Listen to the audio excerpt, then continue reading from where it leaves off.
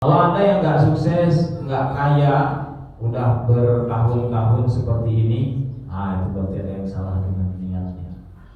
Ya. Kalau ada yang makin susah hidupnya, tiap subuh bangun sampai suruh, ini ada yang salah. Bukan suruhnya yang salah, bukan subuhnya yang salah, bukan ngajinya yang salah, tapi mungkin dalam diri kita masih banyak dosa-dosa yang harus kita gugurkan terus-menerus, gitu. Yang harus kita tobati, ya. Karena mau nggak mau, percayaan kita dalam seorang muslim, apa yang menjadi hambatan hidup pasti karena dosa, ya. Baik hadirin yang dimuliakan Allah, sebelum kita melanjutkan acara kita pada sholat ini terakhir, karena adik saya akan pulang lagi ke Tasik hari ini, ke Garut dulu baru ke Tasik. Jadi hari ini ada kultur dulu dari beliau, ya, sebagai tempat latihan juga, latihan untuk menjadi orang yang berguna di masyarakat, berdampak, gitu. Karena mau nggak mau ilmu itu akan berguna kalau diamalkan dan diajarkan. Jadi puncaknya ilmu itu ya diajarkan, gitu. Kalau cuma sendiri gitu ya, itu soleh sendiri itu nggak baik. Soleh itu harus berjamaah. Maka dari itu, maka kuliah 7 jam sampai jam 7 malam lagi. Karena yang insya hari Ahadnya agak santai semua. Dan besok juga libur ya. Kita banyak libur ya di Indonesia, ya. Tanggal 1 libur lagi, ya. Jadi banyak libur. Mungkin orang lagi liburan sekarang. Karena weekend itu luar biasa ya, dipakainya liburan dari Jumat itu. Alhamdulillah kita mau bahagia dengan begini sebenarnya. Kalau saya ya, saya pribadi bahagia dengan ini. Saya mau orang rumahan, jadi justru nyamannya di rumah aja. Ya, justru capek kalau keluar itu. Kalau di rumah beginilah, ya, masjid rumah, itulah hidup. Gitu ya. Itu hidup saya. Kalau ibu-ibu, bapak-bapak yang suka traveling, itu kayaknya tersiksa kalau hidup saya. Pengennya keluar gitu. Saya keluar ke masjid aja sebenarnya, ya. Kalau nggak ada kepentingan yang benar-benar perlu, saya itu nggak akan kemana-mana kayaknya, ya. Rumah, karena di rumah aja. Karena saya di rumah itu kan punya sekolah, maksudnya apa, yang mendidik anak. Jadi saya sibuk ya dengan anak, dengan istri, gitu. Baik, maka apa ya?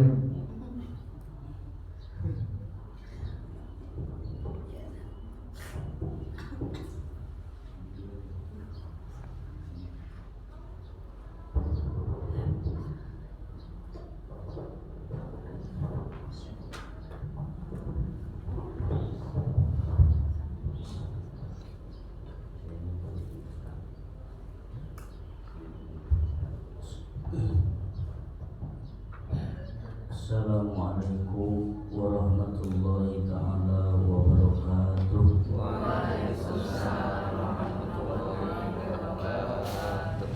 Assalamualaikum warahmatullahi ta'ala wabarakatuh.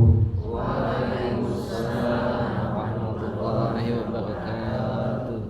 Innallaha yuhibbul witra. Sekali ini Assalamualaikum waalaikumsalam warahmatullahi ta'ala wabarakatuh. Waalaikumsalam warahmatullahi wabarakatuh. Alhamdulillah, alhamdulillahilladzi an'ama alaina bi ni'matil iman wal islam. Wassalatu wassalamu ala sayyidil anam wa ala alihi wa sahbihi ajma'in. Amma ba'du, faqala Allah ta'ala fi kitabihil karim wa huwa asdaqul qailin. A'udzu billahi minasy syaithanir rajim. Bismillahirrahmanirrahim. Kullu nafsin dha'iqatul maut. Al-ayah. Faqala Rasulullah sallallahu alaihi wasallam, man arada dunya fa'alaihi bil ilmi wa man aradal akhirati fa'alaihi bil ilmi wa man aradahuma fa'alaihi bil ilmi. Al-hadis. Puja dan puji marilah kita bersyukur kepada Allah, marilah kita curah limpahkan kepada Allah lagi dan lagi. Alhamdulillah kita masih diberi kesempatan oleh Allah di jalan ridhonya. Alhamdulillah. Karena hidayah dan taufik itu mahal, ibu dan bapak. Ciri mahalnya adalah tidak dijual. Coba kalau di pasar ada yang menjual ini hidayah, gak ada. Hidayah dan taufik itu pemberian dari Allah, tidak akan ada yang menjual. Makanya alhamdulillah ibu dan bapak sekarang ini masih diberi hidayah dan taufik. Salawat beserta salam marilah kita curah limpahkan kepada baginda Nabi Muhammad sallallahu alaihi wasallam. Ibu dan bapak, di dalam keterangan jikalau ada namanya Nabi Muhammad lalu kita tidak mengucapkan sallallahu alaihi wasallam, tidak bersolawat kepadanya atas kebenaran nama beliau, maka orang tersebut orang yang paling pelit di alam dunia. Jadi orang yang pelit itu bukan orang yang tidak sedekah, bukan orang yang dipinta lalu tidak memberi, bukan. Akan tetapi orang yang paling pelit itu adalah orang ketika diucapkannya Nabi Muhammad tidak mengucapkan sallallahu alaihi wasallam. Sekali deh, Nabi Muhammad sallallahu alaihi wasallam. Hadirin rahimakumullah yang saya muliakan, lagi dan lagi saya akan menerangkan bahwa hidup itu tidaklah luput dari pelaturan Allah dan ibadah kepadanya. Akan tetapi hidup ini haruslah dikaitkan dalam 3 kategori. Yang pertama adalah la ilaha illallah, la mawjuda illallah. Yang kedua adalah la ilaha illallah, la ma'buda illallah. Yang ketiga adalah la ilaha illallah, la matluba illallah. Yang keempat adalah la ilaha illallah, la maqsuda illallah. Jadi hidup itu haruslah, jadi ketika kita hidup, niatkan dalam hati, tekadkan dalam hati, simpan dalam hati 4 kategori ini. Yang pertama adalah la ilaha illallah, la mawjuda illallah. Di dia kia ayeuna abdi tafadhal Allah. Di dia kia ayeuna, di dia di sini, kita di sini, di dia kia dalam keadaan beriman kepada Allah, dalam keadaan ada yang bunga, dalam keadaan ada yang sedih, dalam keadaan anu maksakeun. Di dia kia ayeuna, ayeuna dalam ayeuna dina waktu anu subuh-subuh kia abdi tapak damel Allah. Kita di sini tidaklah semena-mena di sini, akan tetapi ini adalah ciptaan dari Allah.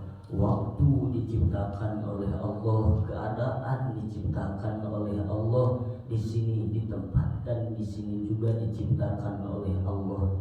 Maka kita itu haruslah beriman kepadanya dengan cara bertakarrub kepada Allah, yaitu ibadah kepadanya.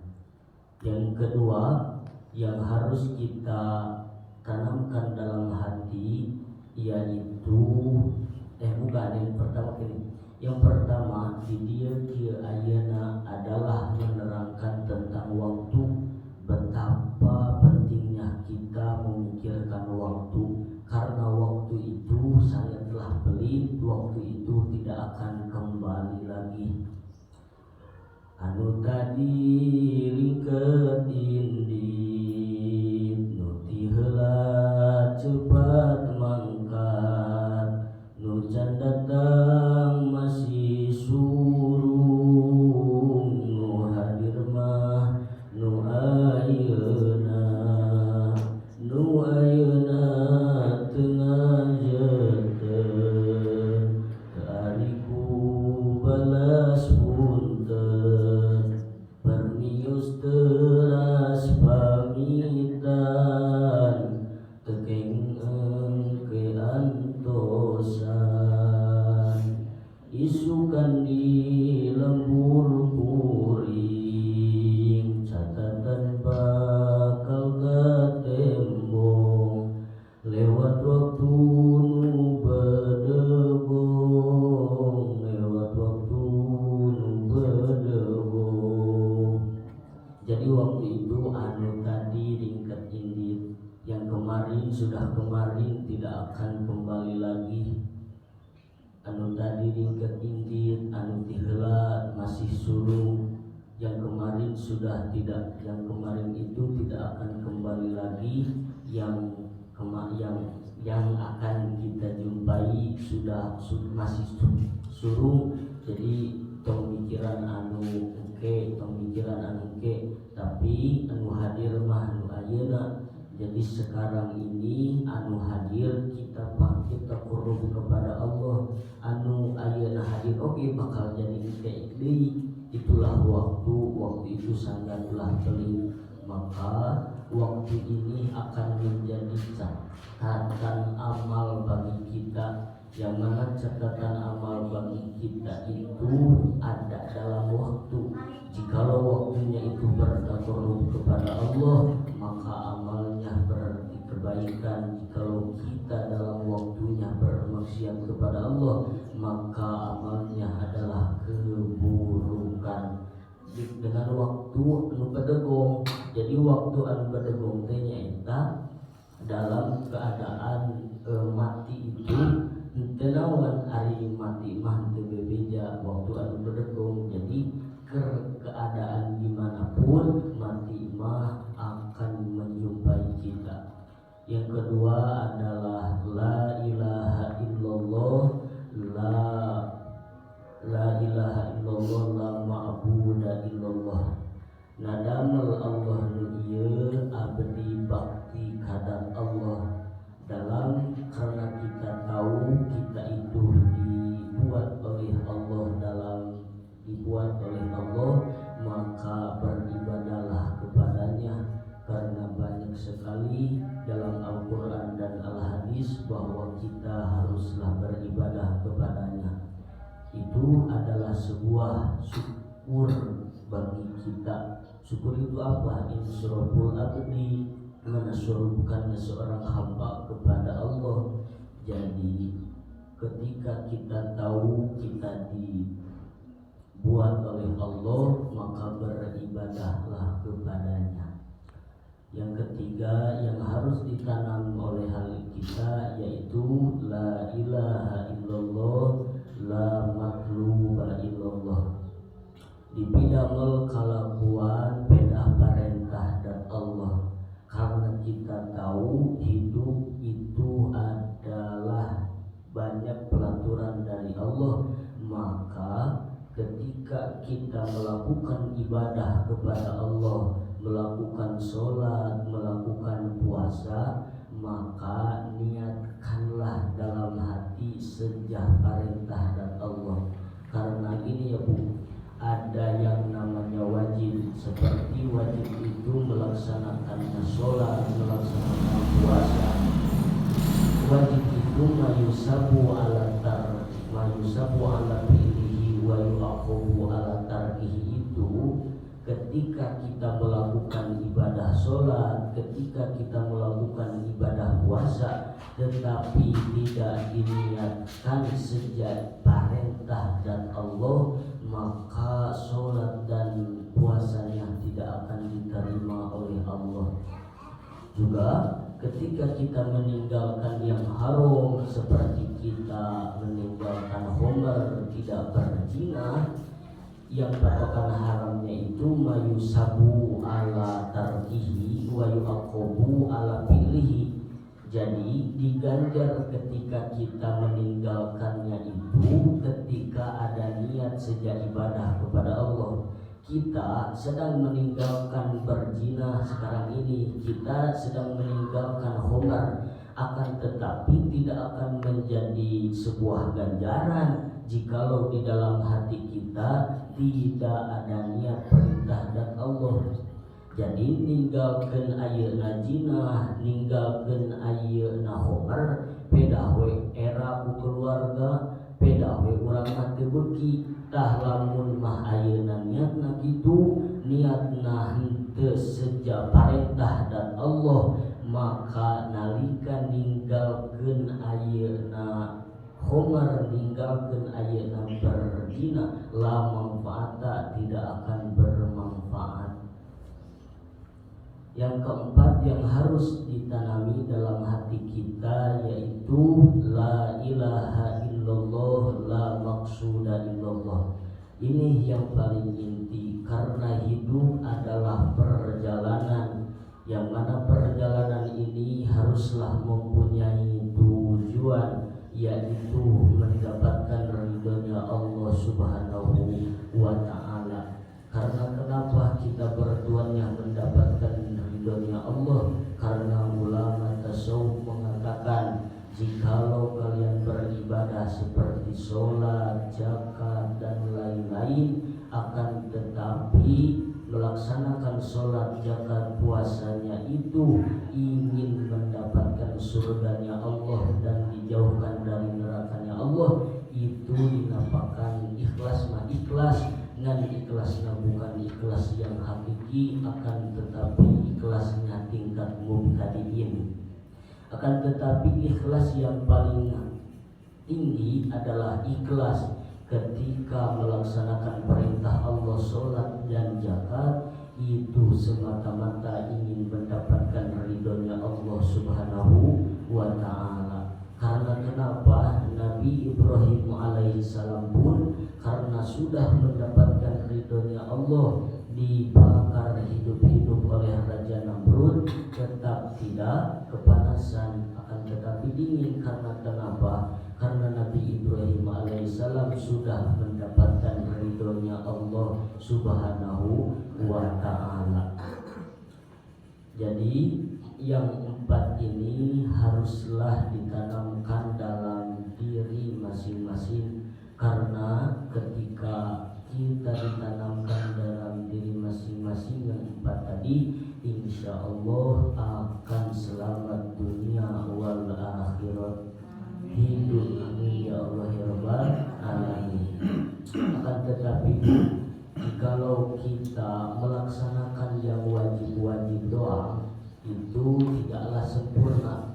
Akan tetapi kita haruslah melaksanakan yang sunat juga, karena di dalam hadis arba'in yang artinya henteu eureun ayeuna seorang hamba bertakarrub kepada Allah dengan bin nawafil, pirang-pirang pasunatan, maka jawabannya pendengarannya hamba, berjalannya hamba, penglihatannya hamba tersebut adalah penglihatan Allah, pendengaran Allah. Maksud pendengaran dan penglihatannya Allah itu adalah pendengarannya itu dijaga oleh Allah dari dengaran-dengaran yang tidak baik.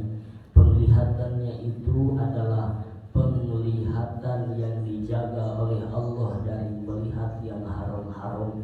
Begitu dahsyatnya jikalau kita melaksanakan pasunatan-pasunatan. Jadi lamun mah ayeuna urang ngalaksanakeun anu wajib, tuluy anu wajib eta teh teu sampurna. Dina hadis lamun mah teu sampurna eta anu wajib, lalu kita selalu melaksanakan pasunatan, maka anu wajib eta teh ditambalan ku anu sunat. Jadi itu manfaatna urang salat sunat nanaon pasunatan eta teh jang nambalan pikeun ayeuna anu wajib. Jadi lamun ayeuna ngarasa anu wajib teh teu bener, anu ngarasa anu wajib teh teu make elmuna, pek ayeuna ngalaksanakeun pasunatan. Jadi kesimpulanana, marilah kita berhijrah untuk melaksanakan perintah Allah. Dulu kita edan, sekarang mah kita adan. Dulu kita haram jadah, sekarang mah kita di atas sejadah. Dulu kita bejat, sekarang mah kita tobat. Dulu kita maksiat, sekarang mah kita taat. Jadi marilah kita berhijrah, karena Allah mengatakan siapa yang mau hijrah, ayo saya tidak akan siapa yang mau hijrah, fama yuhajir fi sabilillah, saya tidak akan memandang kamu miskin, saya tidak akan memandang kamu kaya, saya tidak akan memandang kamu jelek dan cantiknya, akan tetapi saya memandang keikhlasan untuk berhijrah. Terakhir dari saya, la aqudu junna anil haizai walau tawallat sumarul a'dai. Teruslah bersemangat, janganlah pantang mundur. Teruslah beribadah kepada Allah, teruslah bertakarub kepada Allah, walaupun banyak rintangan yang ternodai oleh kita, tetaplah semangat.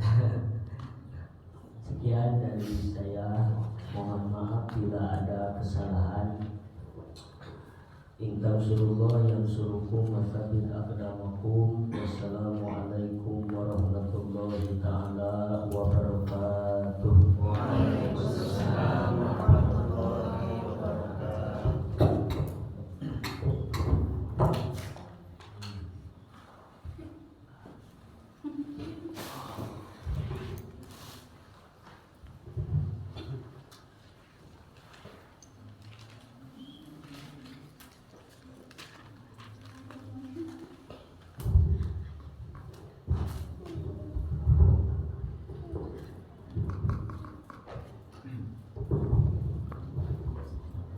Alhamdulillah, termohon ya, mudah-mudahan bermanfaat bagi diri dan kita semua ya, karena yang namanya dakwah itu juga harus dilatih generasi-generasi penerus. Para ulama itu ya memang harus dari semenjak dini begitu. Dulu kebayang Imam As-Syafi'i segede gini itu udah jadi hakim. Kalau sekarang kan langka ya. Udah jadi qadhi 15 tahun ini. Sekarang berapa? 17 tahun sekarang. Udah lewat. Dulu 2 tahun yang lalu Imam As-Syafi'i segede gini itu udah jadi qadhi. Berarti ilmunya udah luar biasa gitu. Udah jadi hakim, bisa memutuskan sesuatu, ya bisa memutuskan hukum, itu luar biasa. Nah ini harus jadi motivasi generasi kita. Kita mau dibawa kemana nih generasi terbaik kita ini, keturunan kita, ya. Kita yang masih punya anak kecil, maka umur 15 tahun itu sudah bukan kecil lagi, ya. Hari ini kan kita menganggap umur 15 tahun itu masih kecil gitu. Karena melihat kebiasaan di masyarakat, 15 tahun ya masih ngaributin orang tua, sholat can barisa, ngaji can bararisa, tauhid can araya, kesadaran beragama belum ada. 15 tahun itu mau SMP begini, kelas 1, kelas 2 itu belum ada kan ininya. Kenapa ya? Karena tidak diarahkan ke sana. Ini kan musibah sebenarnya. Padahal ibadah jadi kewajiban kita sebagai makhluk, ya, itu sudah ketentuan. Jadi harus jadi motivasi, bukan untuk jadi ustaz gitu ya. Sebenarnya nyari ilmu umur kecil itu, tapi umur 15 tahun udah bisa sholat, udah bisa ngabdi ke Allah, udah ada kesadaran ketuhanannya, udah ada tauhidnya, udah ada fikihnya, udah ada tasawufnya. Itu harapannya.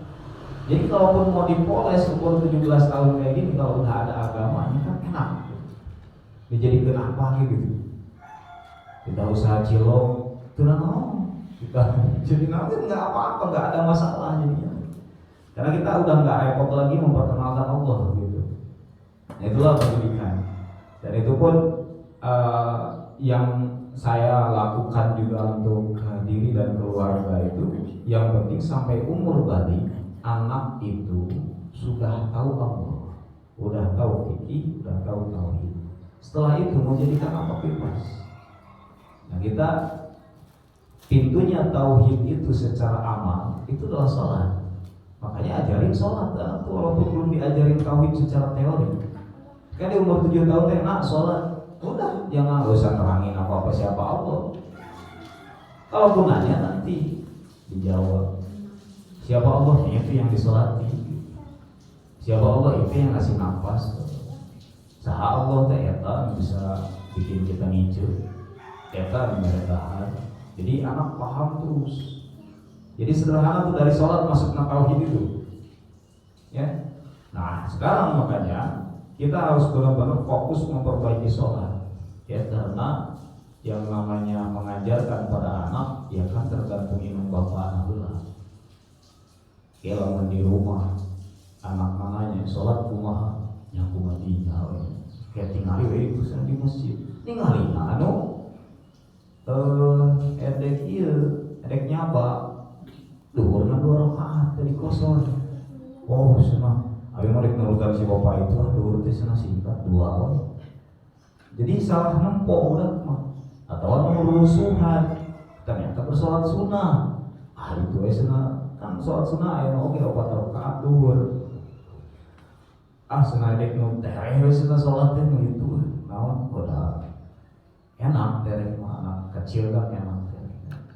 Nah begitu. Tapi kalau kita sebagai orang tua bisa mengajarkan anak-anak kita dengan baik, sholat dengan baik, kemudian dengan contoh dengan baik gitu ya, di rumah dan di masjid, maka insya Allah anak-anak kita akan selamat juga sholatnya. Nah, alhamdulillah kita berencana, ya, ini rencana dan etikat kita untuk mempelajari makna arti bacaan sholat secara sederhana. Kenapa secara sederhana? Ya kalau tidak sederhana, memang kita kehabisan tenaga dan waktu. Jadi disederhanakan mungkin, tapi bisa memahami gitu. Ya, dari mulai takbirnya itu, dari mulai takbir kita bisa memahami bagaimana takbir itu. Ya, maka insyaallah kita merajaah kembali dari takbiratul ihram sebagai satu rukun pertama, walaupun sebenarnya rukun pertama itu niat ya. Tapi nanti kita takbir dulu kemudian niat. Kenapa? Ya karena takbir dulu, walaupun di masa itu sebenarnya bareng ya, atau niat itu di tengah-tengah takbir. Takbiratul ihramnya belum beres sebenarnya. Allah masukkan niat. Jadi makanya kata para ulama tuh agak unik juga sebenarnya niat di dalam materi Syafi'i ini. Di satu sisi kalau disebutkan niat dalam sholat itu adalah rukun pertama, nah itu niat heula. Ya, kan niat heula. Tapi dari hadisnya yang namanya sholat di awal ini itu takbiratul ihram. Nah inilah cerdasnya ulama. Namun orang pasti bingung.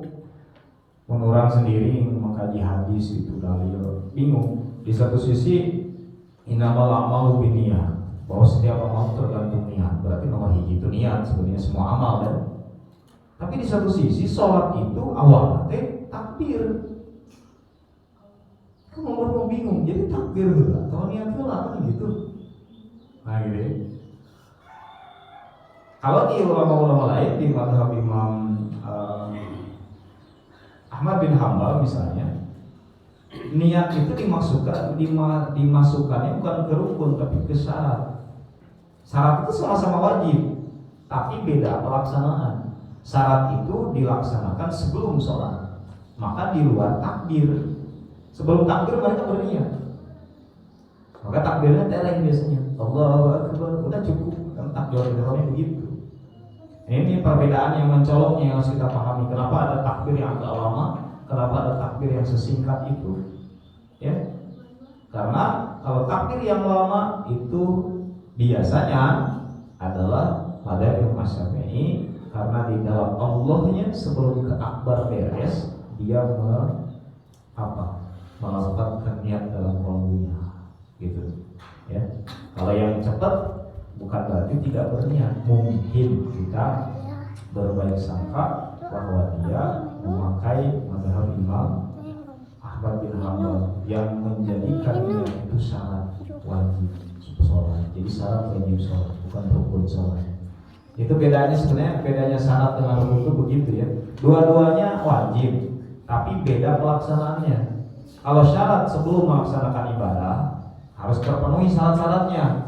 Kalau rukun adalah di dalam ibadahnya, itu rukun. Jadi rukun itu dalamnya.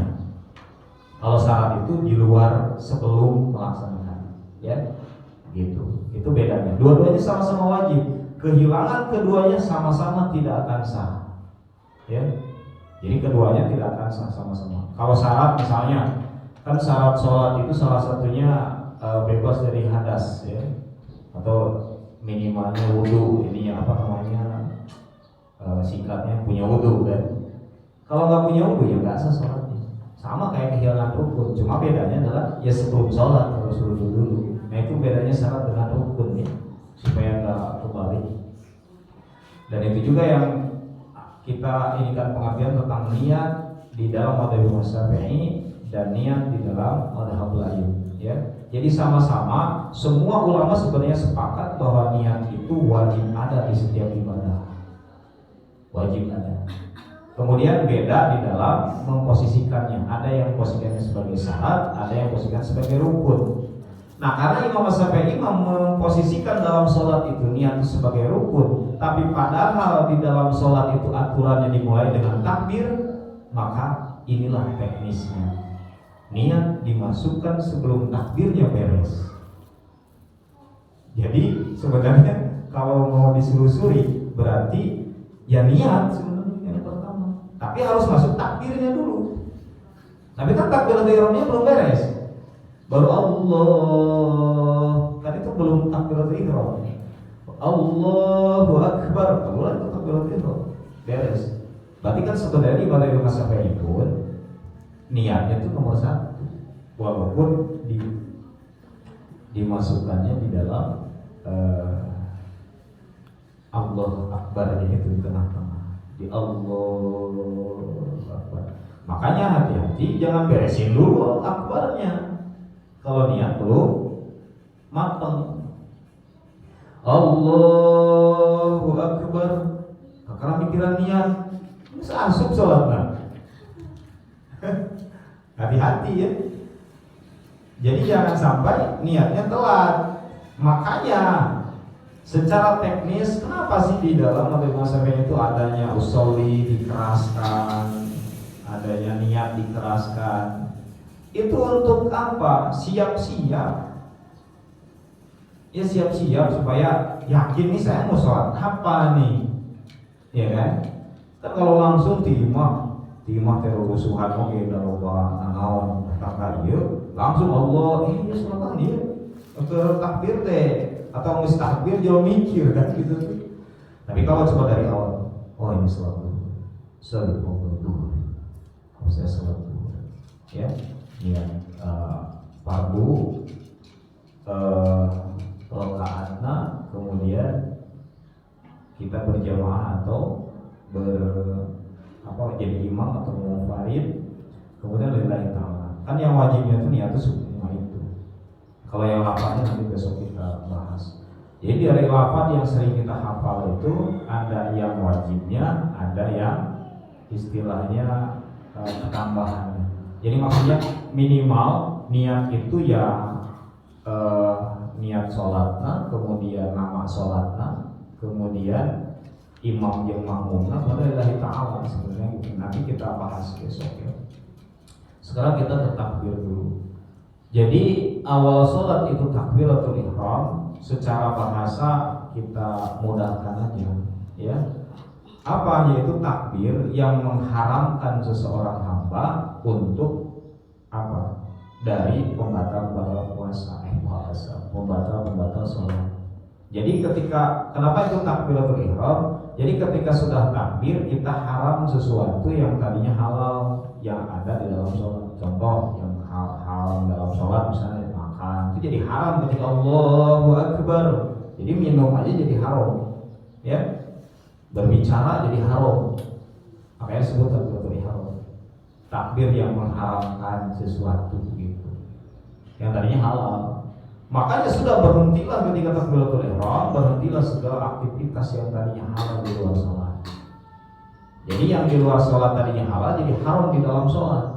Maka inilah yang harus dipahami. Maka kalau kita memahami ini, kenapa kita ketika takbiratul ihram selalu memasukkan kehidupan dunia, padahal yang halal sudah diharamkan gitu. Nah, ini yang harus dimaknai dulu ya. Jadi Allah itu sengaja mengharamkan, Allahu Akbar, udah haram semua dunia yang ada sebelumnya. Dunia semua haram. Ulah kan biasa di dunia tidak gawe itu kan dahar, sare, ulah sare gitu.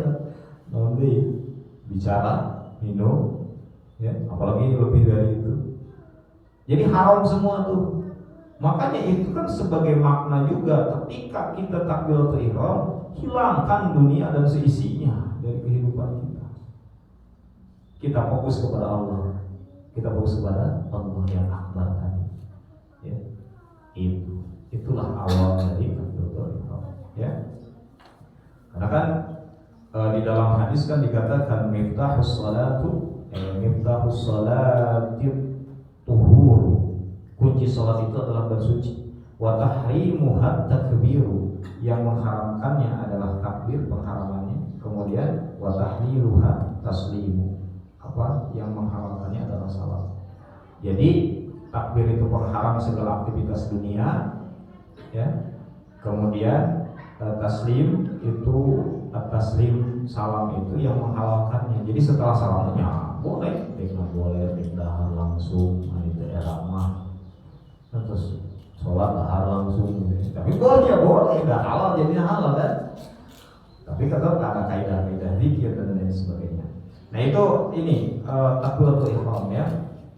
Jadi wajib ketika sudah memasuki takbiratul ihram kita memfokuskan diri, hati kita, pikiran kita hanya kepada Allah Subhanahu wa taala.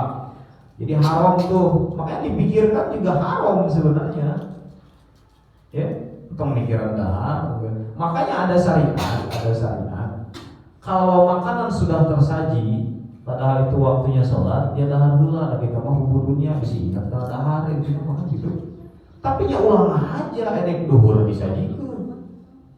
Ada tegas apa 3 menit deui ngadon eta lotek pengen dibuka. Jika rumah aja gitu. Coba atur masaknya, kan kita yang berpuasa kayak ibu di dapur nih, jangan juga sengaja. Sekali-kali mungkin kebetulan masaknya beres ketika duhur, ya itu silakan sekali-kali lain poe nyajikan makanan ketika sholat tiba. Eta mah aja ya, bermain-main dengan waktu ya. Dan intinya adalah ada hikmah dari situ dan memang karena orang mah dahar. Makanya Nabi adil juga kalau ayat dahar itu sampai dahar heula. Kemudian ke sholat, itu nama bisa ingat karena sholat. Tapi bagi orang-orang yang juhud ini nggak berlaku. Orang-orang yang misalnya begini, saya bisa kok tidak mengingat makanan walaupun makanan sudah tersaji bisa. Ini bukan dalil mutlak, ini dalil sunnah. Kalau yang kitanya masih loba. Bukankah ketika puasa kita lapar dan bisa nggak ingat makanan? Duhur asar? Ya bisa. Makanya kalau saya bukan mendobrak dalil ini, kalau saya pribadi, walaupun makanan sudah tersaji, saya biasanya tetap sholat dulu kalau itu berbarengan dengan sholat. Kenapa? Saya justru berusaha menghilangkan nafsu makannya dulu, ya kan? Daripada saya mengutamakan makan daripada sholatnya. Tapi bagi kita yang masih lemah terhadap makanan, yang masih memikirkan, ya silahkan, itu sunnah juga ada, silahkan. Tapi coba kita balik ininya, hanya dahar itu istilahnya. Kecuali lamun teu dahar mau bisa sholat, saking lulus lah misalnya parah. Kan kita mah dari isuk-isuk nang geus ngomil naon segala rupa. Dulu biasanya jangan apa-apa teuing ketika disebutkan itu. Hanya lapar mata. Nah begitu ya. Itu takbiratul ihram. Dan ucapannya sangat sederhana, yaitu Allahu Akbar. Kita kaji dulu secara bahasa, secara bacaan. Karena yang namanya wajib. Nah takbiratul ihram ini posisinya rukun ya. Rukun artinya wajib. Wajib tidak boleh terlewat, ya, tidak boleh ditinggalkan. Dan yang wajib ini wajibnya wajib ucapan. Artinya takbiratul ihram ini wajib diucapkan dan terdengar minimal oleh diri sendiri. Ya, apalagi imam, itu sunnah untuk makmumnya. Kan kebayang kalau imam takbirat ke kadamu bingung, makmumnya rahat takbir gitu, takbir si imam teh gitu. Karena tidak boleh mendahului. Makmum itu kan nggak boleh mendahului takbirnya imam. Jadi selesaikan dulu imam bertakbir, barulah makmum itu takbir. Ini aturan sekalian dalam berjamaah ya. Ulah mihlaan. Bahkan kalau menurut saya jangan mihlaan. Imam baru Allah, kita juga Allah. Isi beda anggeusna. Bisa jadi imam nalila karena niatnya karena masukkeun niat, dari orang rada tereng seutik. Jadi ulah bareng juga, biarkan aja dulu imam sampai akbarnya selesai, barulah kita Allah. Khawatir kalau bareng Allah imam kelila dah. Karena kadang-kadang ada yang lama. Orang senurutan Allah. Nah, imam jangan beres-beres, orang beres yang kepikiran lain kan. Nah, itu jadi kacau. Barna heula bereskeun, akbar beres, barulah kita sebagai makmum Allah. Gitu ya. Jadi yang wajibnya itu adalah ucapannya. Maka wajib juga ucapannya betul. Ya. Kebayang ya Allahu Akbar kalimatnya. Lafaz Allah, Allahu, kemudian kaf, hamzah, kaf, ba, ra, akbar. Allah ada tasdidnya tuh. Makanya Allahnya ditekan Allah. Kemudian disitunya ada panjang mat ya. Ada panjang. Maka disitulah yang ada dimasukin niatnya. Karena kalau di yang celah lain kan nggak ada tuh. Jangan sampai Allahu Akbar. So niat encambar yang harus dipanjang tuh. Atau barang beres yang geus takbiratul ihram mah niat can beres. Maka yang paling ideal memasukkan niat itu di lamnya itu, di Allah. Masukin niat. Ya. Besok kita lapar-lapar niat kita bahas. Tapi intinya dulu kita di takbiratul ihramnya adalah di Allahnya. Karena tidak ada yang panjang selain Allahnya itu. Ya. Jadi nggak ada yang panjang ya. Baranya kadang-kadang tuh ada yang juga yang panjang Allahu Akbar. Itu udah 2 harokat kayak gitu tuh, udah salah. Jangan sampai ketunda ya Allahu Akbar. Allahu Akbar. Udah 2 harokat, udah salah. Ya. Jadi kemudian haknya Allahu Akbar. Nah, kadang-kadang huruf H ini kan orang kelewat ya, karena mungkin tidak paham makhrajnya. Akhirnya menjadi khofa. Khofa itu hilang. Jadi Allahu Akbar. Jadi Allahu Akbar. Haknya nggak ada. Karena sifat aslinya H itu salah satu sifatnya itu adalah khofa, hilang. Hilangnya itu natural, maka harus dimunculkan supaya nggak hilang. Jadi satu-satunya sifat di dalam makhrajul huruf yang kalau yang lain kan sifat makhrajul huruf itu harus dinampakkan, maksudnya itu dimunculkan. Tapi kalau H itu salah satunya sifat yang harus dihilangkan karena dia sifat aslinya adalah khofa, yaitu hilang. H kayak tadi Allahu Akbar. Kan kalau haknya nggak dinampakkan, sering hilang orang tuh, itu pasti haknya hilang. Kan jadi wakbar, jadi nyesek domahnya, kemudian langsung ke akbar. Allahu Akbar. Haknya nggak ada, karena hak memang dari pangkal tenggorokan kita, dari pita suara, makanya harus dinampakkan jelas ke atas. Allahu gitu. Hu-nya ada hamasnya juga, makanya harus dinampakkan ya. Allahu. Tuh ada hamas, ada udara juga ngalir ya. Nah ini harus diperhatikan nih, karena kalau hak tidak dinampakkan maka lafaz Allah tidak sempurna menjadi Allahu. Jadi Allahu gitu. Bahaya gitu ya. Coba kita ini kan ya, haknya tambahkan Allahu. Coba Allahu. Ada keluar. Hu. Coba dari tenggorokan paling bawah. Hu. Ha. Coba kita pakai tasdid. Ha. Hu. Allahu. Gitu ya. Jadi hu ini harus dilatih. Karena kalau kita sepelekan itu tak akan muncul ke atas. Jadi Allahu Akbar. Adzan ya kan banyak begitu. Allahu Akbar, Allahu Akbar. Allahu Akbar, Allahu Akbar. Enggak ada haknya. Ya. Hati-hati. Nah, terus pertama tadi kelewat juga Allah ya, ke dari hamzah ke lamnya tasdid alnya tipis dulu tuh. Al barulah ketika ke harokat la-nya barulah tebal. Jadi Allah. Jangan dari hamzah nangis tebal, karena kadang-kadang kita ke bawah. Jadi Allah jadinya Allah. Jadi a-nya nangis tebal. Pada a aja biasa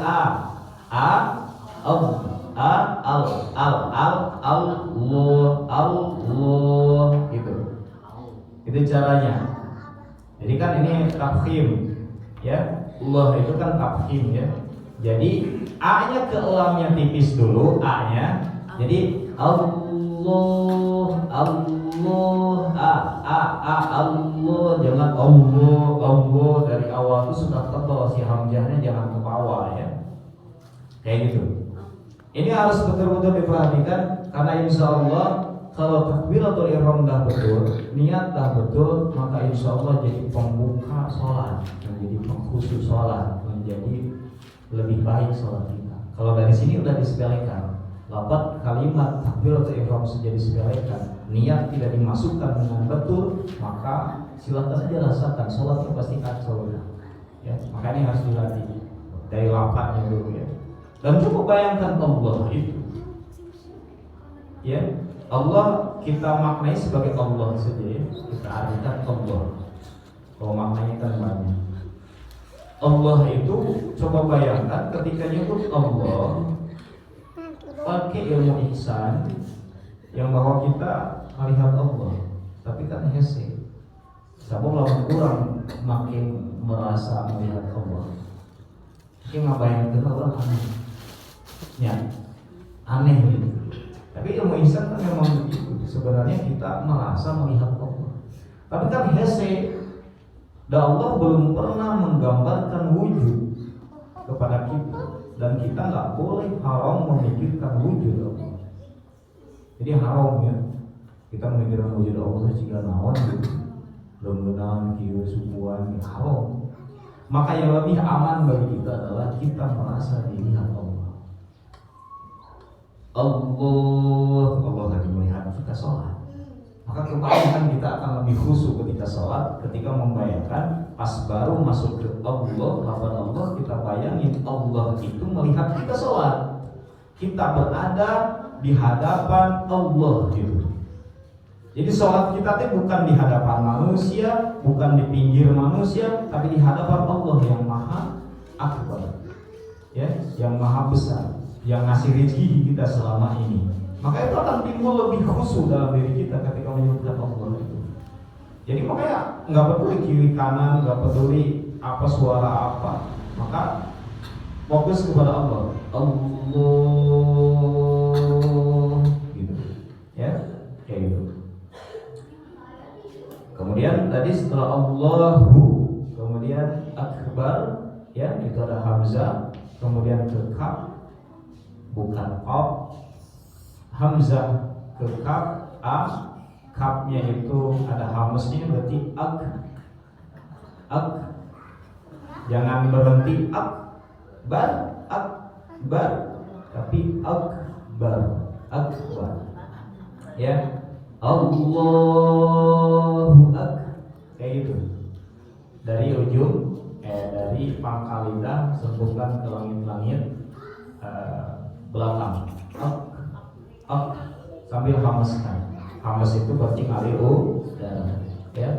Akbar, ya.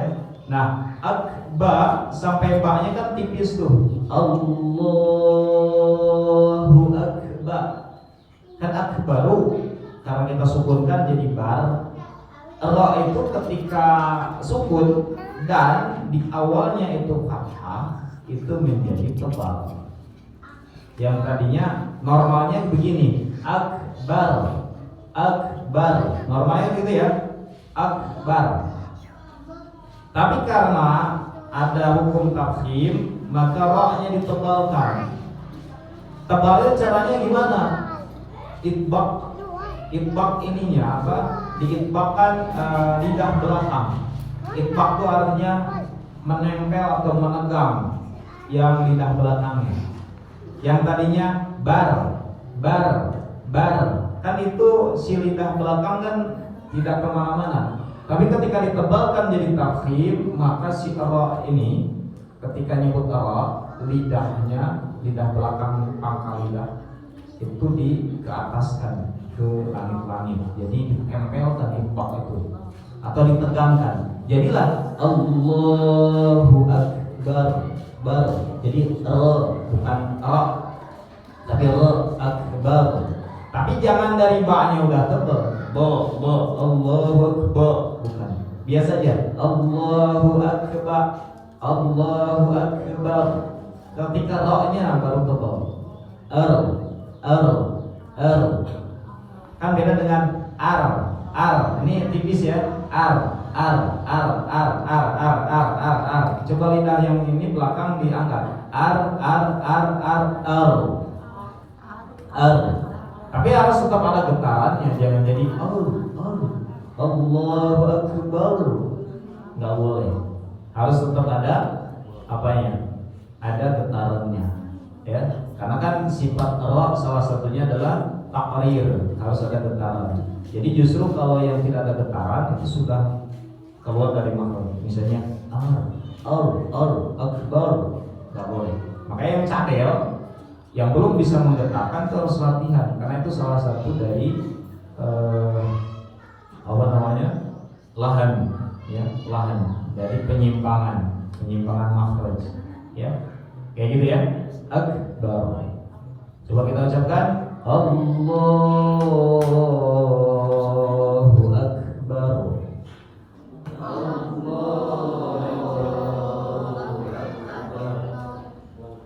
Allahu Akbar.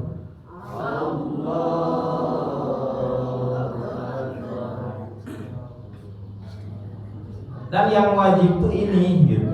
Jadi maksudnya takbir yang wajib itu ya cuma satu di awal. Yang lainnya takbir sunnah yang untuk perubahan gerakan-gerakan ya, gerakan-gerakan rukun ke rukun yang lainnya itu sunnah. Ya, tapi kalau yang akbar ini Allahu Akbar yang di awal itu wajib hukum rukun. Maka ini harus diperhatikan. Ya, gitu. Ini yang wajib dilafalkan, ya, wajib dilisankan. Kalau yang takbir biasa, kalau lagi sendiri, jempege kamu tidak membatalkan. Dan roku jempeg misalnya sendiri ya, jempere gitu Allah Akbar ya itu mah insya Allah tidak masalah. Tapi kalau takbiratul ihram yang di awal jempeg, itu masalah. Ya gitu ya. Ya anggus sih sholat tadi biasanya. Dan juga di awal, jadi takbir nanti dibuka, salam lagi, jadi dari awalnya sudah tidak dipersiapkan, gitu ya. Jadi Allahu Akbar artinya Allah Subhanahu Wa Taala, ya itu adalah Allah Jalla wa Jalaluhu, itu maha besar, ya maha besar. Jadi maha besar itu salah satu adalah yang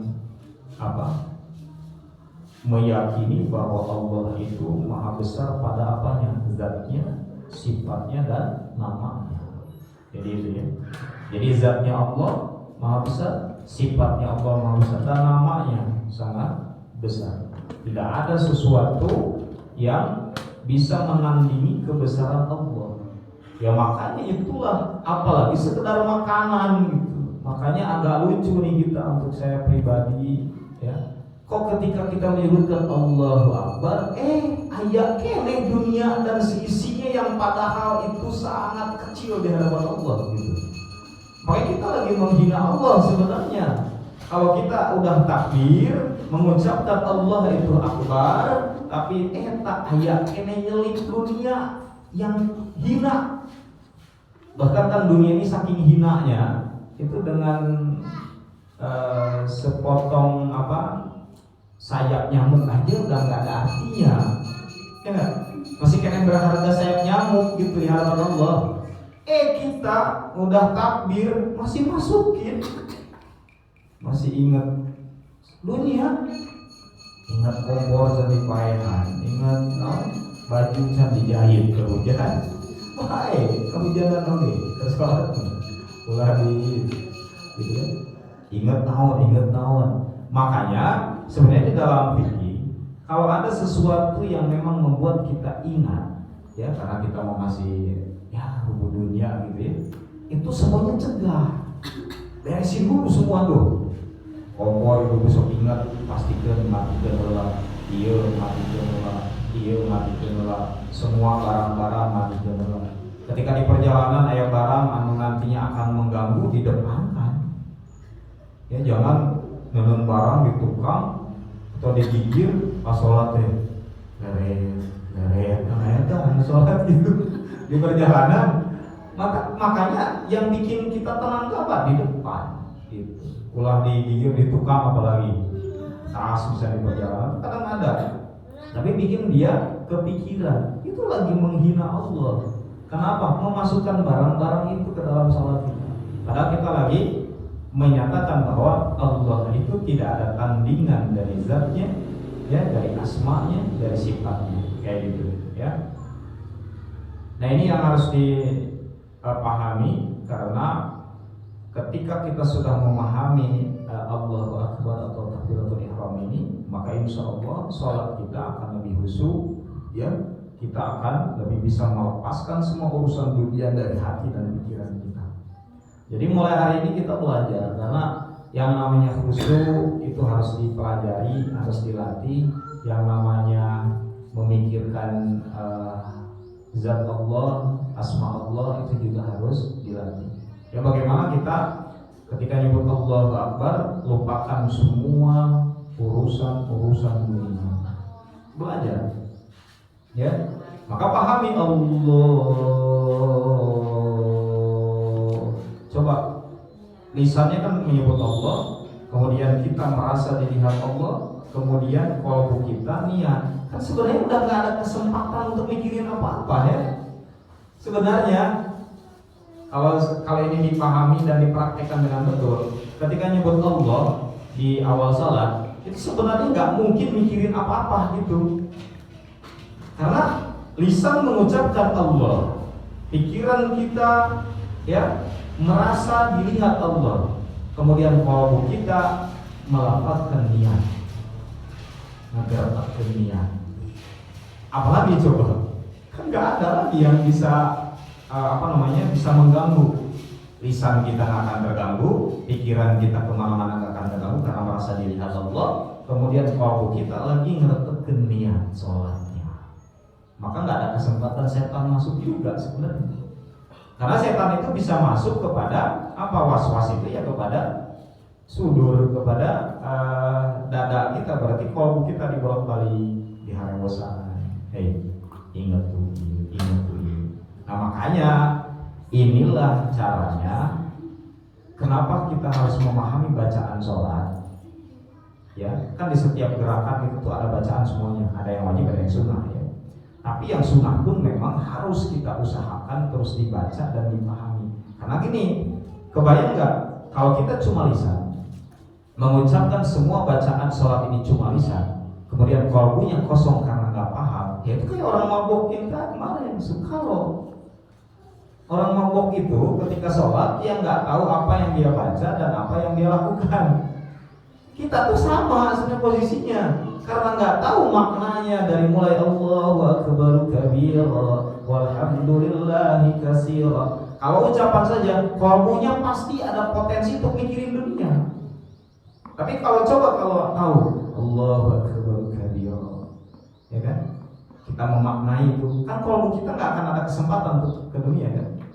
Nah inilah motivasi kita, semangat kita kenapa setiap ucapan bacaan di dalam sholat harus dimaknai dan dipahami. Untuk salah satunya juga fungsinya adalah meminimalisir setan dan dunia masuk ke dalam sholat kita. Nah silakan aja kita hari ini renungkan. Yakinlah kenapa dunia masih masuk ke dalam sholat kita, karena ketika kita baca bacaan sholat kita sebenarnya nggak paham apa yang diucapkan dan nggak memikirkan apa maknanya. Tapi coba kalau maknanya dipikirkan, kemudian kalau kita juga merasakan, itu kan pasti hilang tuh. Mau ingat. Ya inilah salah satu metode kita untuk berusaha menjadi sholat kita lebih baik. Makanya jangan heran kenapa para orang-orang sholih, para sahabat Nabi bisa sholat tuh lama dan nyaman. Ya karena mereka udah nggak masukkan dunia dalam sholatnya. Kalau kita ya karena diseling-selingi dengan dunia, bahkan sholat pun merasa masih mengganggu dunia kita, makanya kabar awal.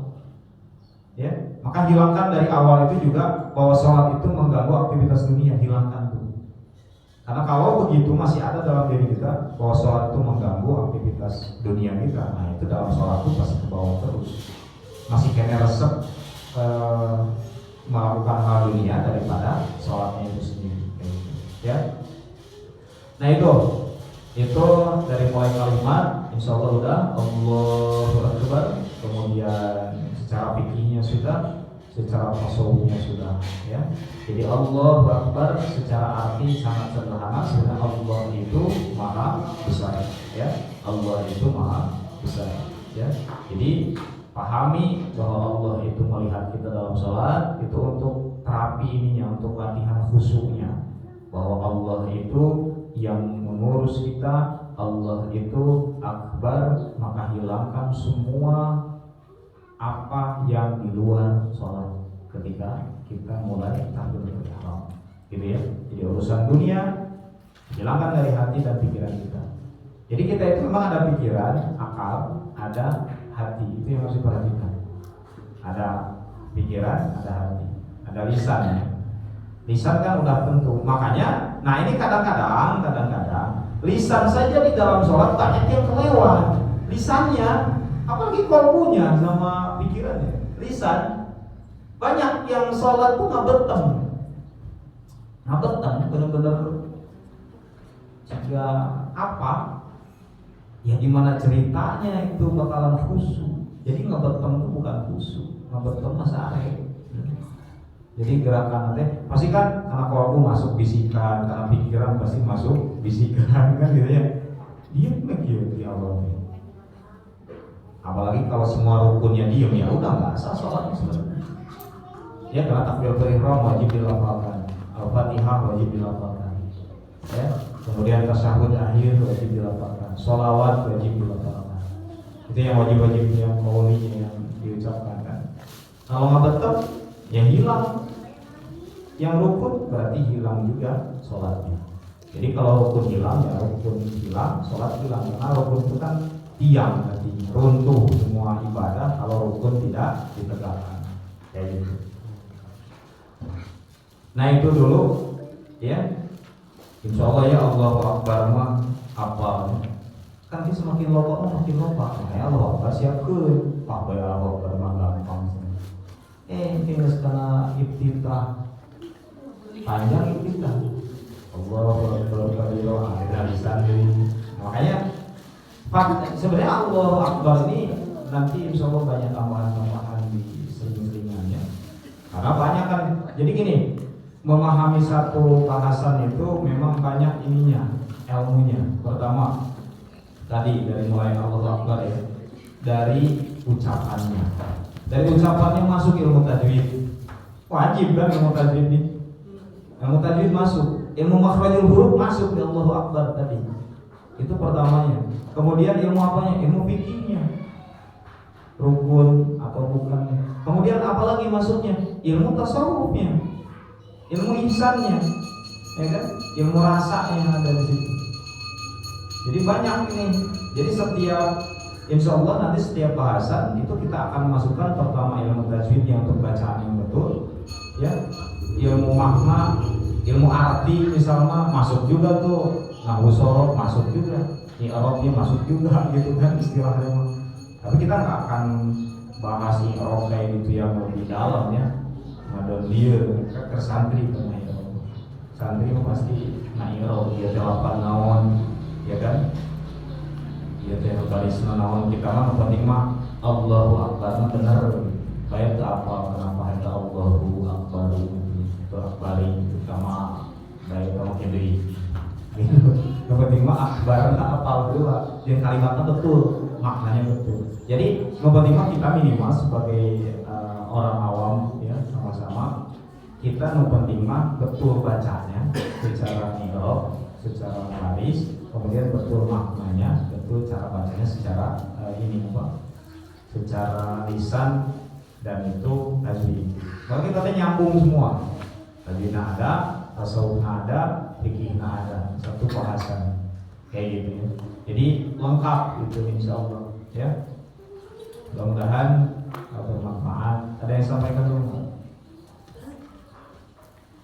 Udah jam 7 terus juga di sekolah ya. Sekarang habis ini mandi, kemudian nanti ngaji lagi. Nanti pesantren begitu. Ya nikmat sebenarnya kalau saya pribadi nikmat ya. Di samping pekerjaan dunia gitu. Kayak gini tuh nikmat gitu. Sholat, ngajar, barang-barang dari ilmu. Ya karena janji Allah kan kalau kita di dalam majelis ilmu itu kan tenang. Karena ada rahmat Allah. Ya, makhluk-makhluk ada ampunan, malaikat membentangkan sayap. Ya makanya sejuk gitu. Ya, malaikat tuh ada insya Allah pada mengajarkan oke malaikat. Saya nyatet amal kita. Ya iya senang. Benar tuh ngajinya, iya benar tuh. Nah, iya nurutan, iya mencatat itu nurutan ngaji. Insya Allah. Gitu. Insya Allah ini buat catatan, jadi untuk mengikat ingatan kita yang memang mereka ya. Baik hadirin yang berbahagia, terima kasih dengan pembuka pembahasan ini untuk sholat ini istiqomah sampai akhir ya. Dan sedikit-sedikit, jadi yang tadi sedikit sebenarnya hanya Allahu Akbar, tapi kalau dipraktekkan ini kan lama sebenarnya. Coba dari awal pembuka ini kita praktekkan di sholat-sholat kita, insya Allah akan lebih berubah sholat, akan lebih beda pokoknya gitu, daripada sebelumnya. Makanya harus terus murojaah yang namanya ilmu sholat itu ya. Boleh pakai ilmu lama tapi ilmu yang terbaharu gitu. Wallahu a'lam bishawab ya. Alhamdulillah yang benar dari Allah, yang salah dari kepada saya pribadi. Mudah-mudahan Allah mengampuni dosa kita semua yang hadir di sini. Kita tutup dengan doa kafaratul majelis. Subhanaka Allahumma wa bihamdika asyhadu an la ilaha illa anta astaghfiruka wa atubu ilaik. Assalamualaikum warahmatullahi wabarakatuh. Waalaikumsalam.